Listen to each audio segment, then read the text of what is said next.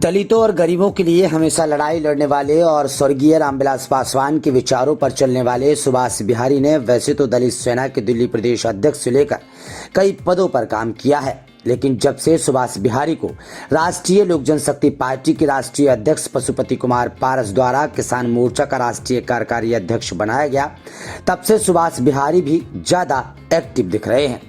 सुभाष बिहारी लगातार किसान मोर्चा में लोगों को जोड़ने और जिला लेवल पर पद दे रहे हैं, लेकिन अब सुभाष बिहारी को राष्ट्रीय लोक जनशक्ति पार्टी के राष्ट्रीय अध्यक्ष पशुपति कुमार पारस ने एक नई जिम्मेदारी और दे दी है। जी हां, आपको बताते चलें कि राष्ट्रीय लोक जनशक्ति पार्टी के राष्ट्रीय अध्यक्ष पशुपति कुमार पारस ने सुभाष बिहारी को श्रमिक प्रकोष्ठ का राष्ट्रीय अध्यक्ष बनाया।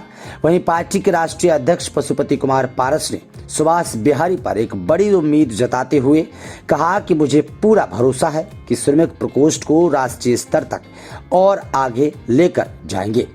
वहीं सुभाष बिहारी ने सबसे पहले राष्ट्रीय लोक जनशक्ति पार्टी के राष्ट्रीय अध्यक्ष पशुपति कुमार पारस का तहे दिल से धन्यवाद किया और इस जिम्मेदारी को बखूबी निभाने का वादा भी किया।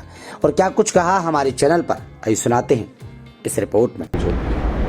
देखिए, कल हमारे राष्ट्रीय अध्यक्ष हम सबों के नेता माननीय पशुपति कुमार पारस जी, जो राष्ट्रीय लोक जनशक्ति पार्टी के राष्ट्रीय अध्यक्ष हैं, और उन्होंने करीबन 20 वर्ष के बाद, क्योंकि इस पार्टी का जब गठन हुआ तब सबसे पहला कार्य मुझे लेबर सेल का ही मिला था, मजदूर मोर्चा का कार्य मिला था।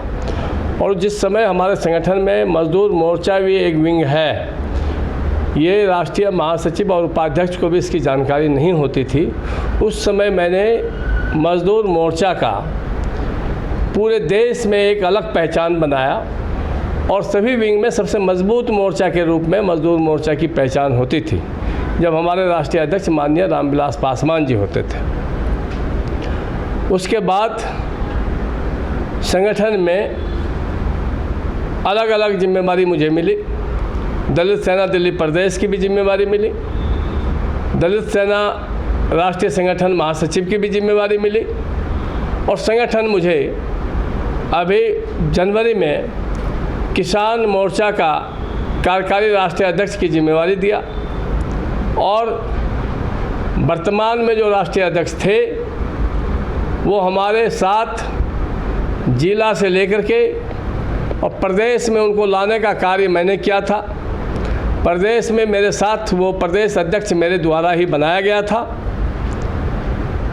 जिनका पार्टी गतिविधि विरोध के कारण उनको पार्टी से बेदखल कर देने के बाद हमारे राष्ट्रीय अध्यक्ष को लगा कि जो मजदूरों और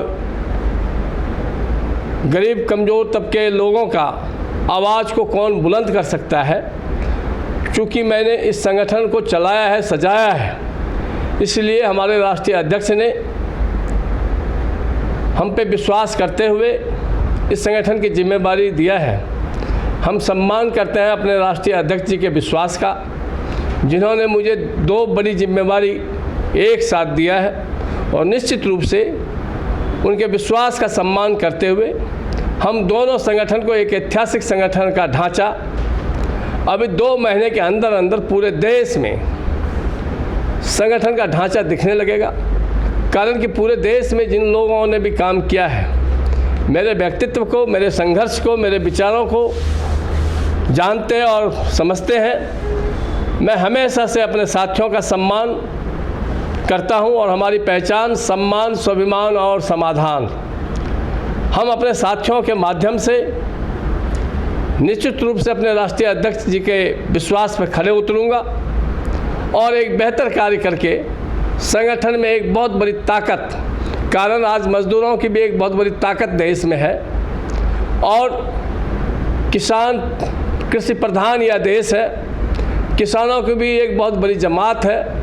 और आज जो मजदूरों का पलायन हो रहा है अपने अपने राज्य छोड़ के, उस पलायन को रोकने के लिए किसान ही एकमात्र ऐसा साधन है जिससे पलायन को रोका जा सकता है। तो दोनों जिम्मेदारी मुझे एक साथ मिला है।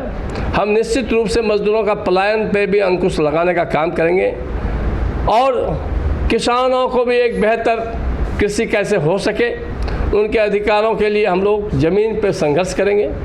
और मज़दूर और किसान का दामन चोला का संबंध हमेशा से रहा है, इस संबंध का गठजोड़ और मजबूत करेंगे और किसान और मज़दूर का जो बीच का भाईचारा है उसको बढ़ाते हुए संगठन को भी एक ताकत दिलाने का कार्य करेंगे।